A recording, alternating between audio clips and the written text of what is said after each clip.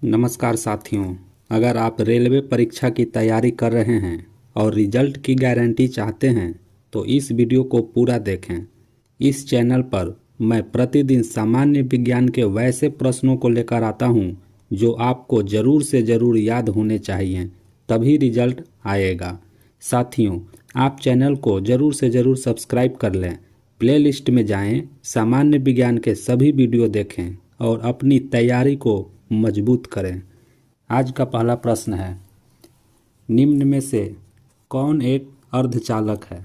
तो आपको बता दें, निम्नलिखित ऑप्शन में सी ऑप्शन सही है। जैसा कि आप लोग जानते हैं, सिलिकॉन तथा जर्मेनियम अर्धचालक होते हैं।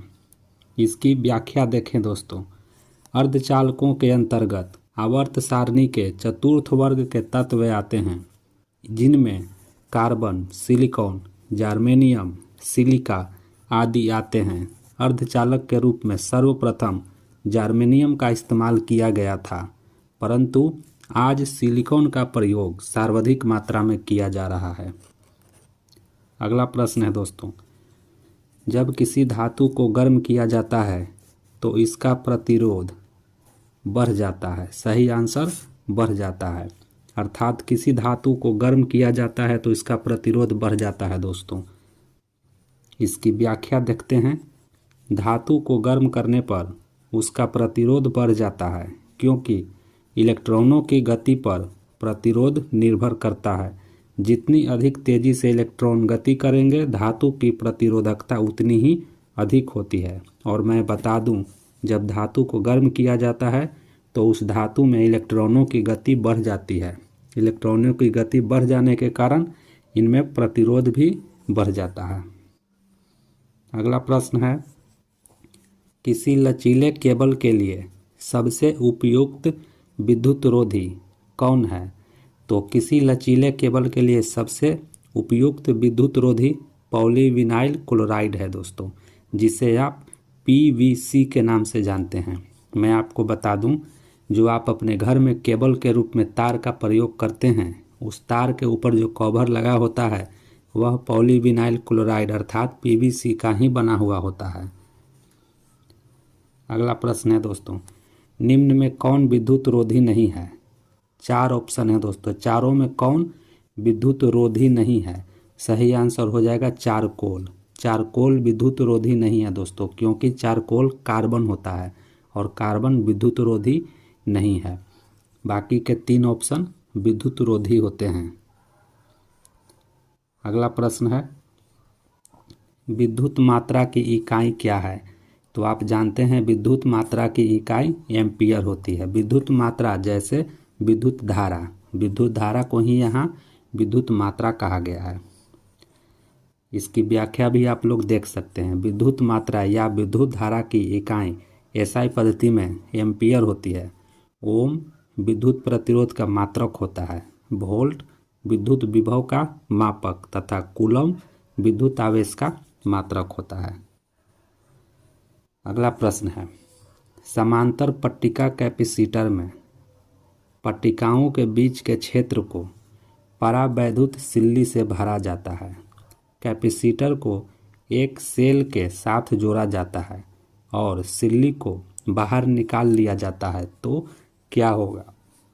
आपके सामने 4 स्टेटमेंट दिए गए हैं दोस्तों। चारों स्टेटमेंट में कौन सही है? तो आप प्रश्न को ध्यान से पढ़ें, चूँकि प्रश्न लंबा है। प्रश्न को ध्यान से पढ़ें और इसकी व्याख्या भी दी गई है दोस्तों, लेकिन इसका आंसर देख लेते हैं। आंसर होगा, कैपेसिटर के विभवांतर में वृद्धि हो जाती है। इसकी व्याख्या भी दी गई है दोस्तों। आप इसकी व्याख्या वीडियो पॉज करके आराम से इसे पढ़कर समझ लें।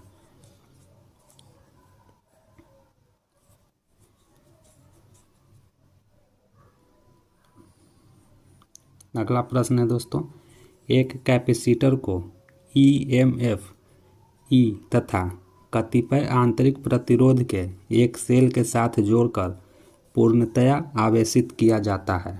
4 ऑप्शन है दोस्तों, कौन सही होगा? सही आंसर होगा सी, सेल में विद्युत अंतर इज लेस देन ई होगा। अगला प्रश्न है दोस्तों, सूची 1 को सूची 2 से मिलान करना है।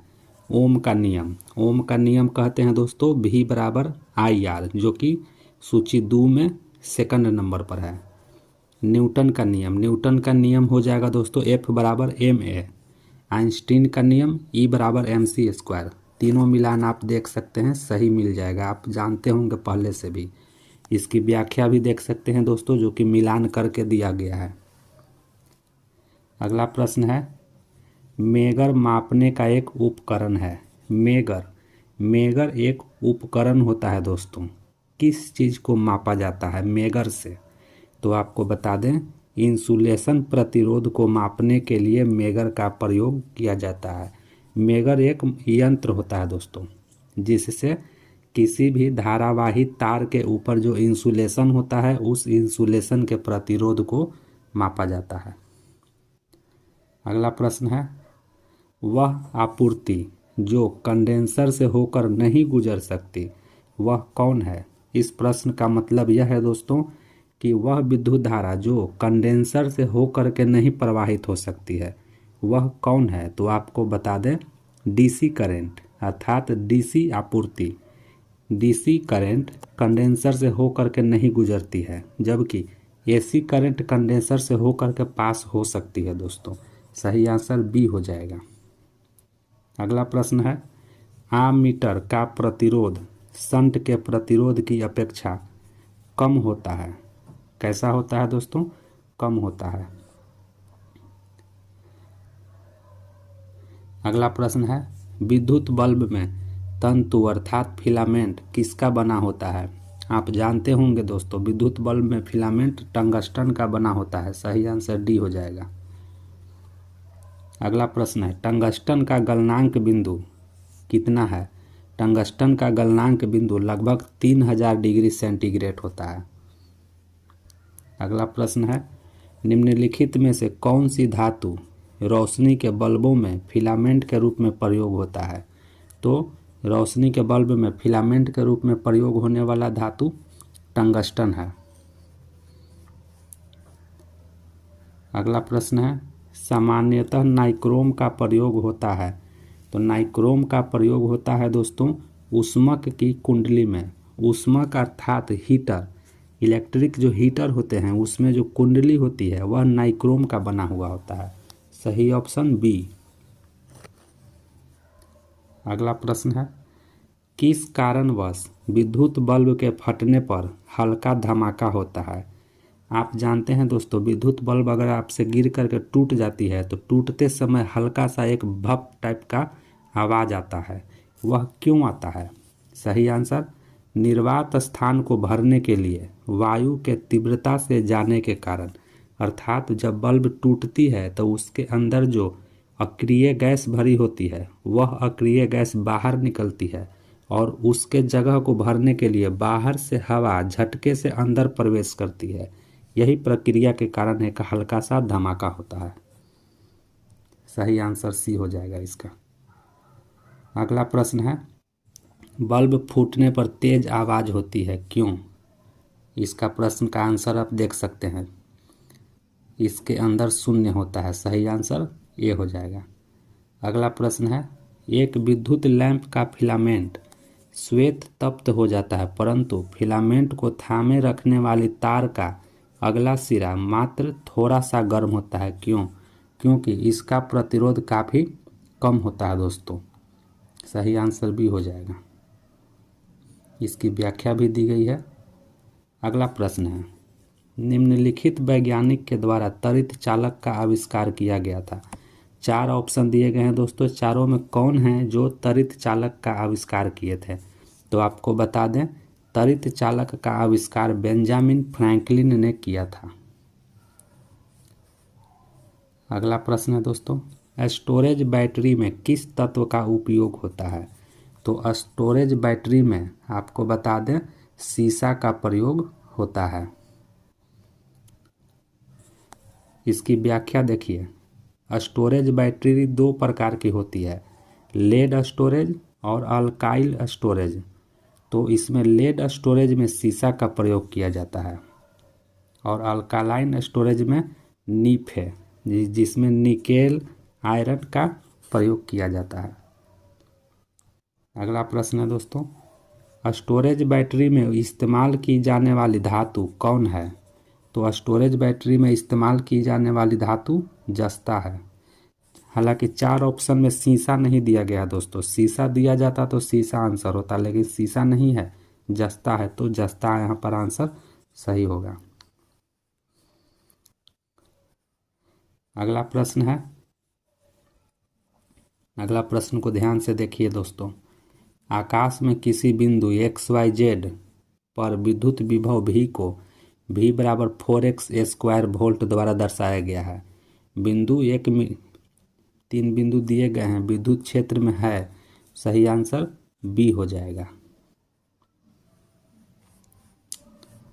अगला प्रश्न है, घरों में लगे बिजली के घरों में लगे बिजली के मीटर विद्युत के व्यय को रिकॉर्ड करते हैं किस चीज़ में? तो विद्युत के व्यय को रिकॉर्ड करते हैं दोस्तों किलोवाट आवर यूनिट में, सही आंसर सी हो जाएगा। अगला प्रश्न है, डाईपोल टेलीविज़न एंटीना के टर्मिनल इम्पीडेंस को रखा जाता है। आप पहले देखते थे टीवी चलती थी तो टीवी के लिए एंटीना लगाया जाता था, उसी एंटीना की बात की जा रही है दोस्तों। डाईपोल टेलीविज़न एंटीना के टर्मिनल इम्पीडेंस को कितना ओम पर रखा जाता है? तो सही आंसर है ए 75 ओम पर रखा जाता है। अगला प्रश्न है दोस्तों, हालांकि ये हमारा एक अंतिम प्रश्न है दोस्तों, आप इसको देखिए। आपको बता देते हैं दोस्तों, इसमें जितने भी प्रश्न दिए गए हैं सभी के सभी प्रश्न इतने इम्पोर्टेंट है दोस्तों कि आपको याद होने ही चाहिए। आपको बता दें, इसी तरह के प्रश्नों के कई वीडियो हमने प्लेलिस्ट में डाला हुआ है, आप जाकर के प्लेलिस्ट में देखिए और सभी वीडियो को देखिए। सभी वीडियो में जितने भी प्रश्न दिए गए हैं सभी प्रश्नों को आप एकदम रट जाइए दोस्तों। हालांकि मैं प्रतिदिन इसी तरह के नए नए प्रश्न और भी वीडियो बना करके इस चैनल पे अपलोड करता हूं, आप इसे सब्सक्राइब कर लें और डेली अपनी प्रैक्टिस को करते रहें, तभी रिजल्ट हो पाएगा दोस्तों। धन्यवाद।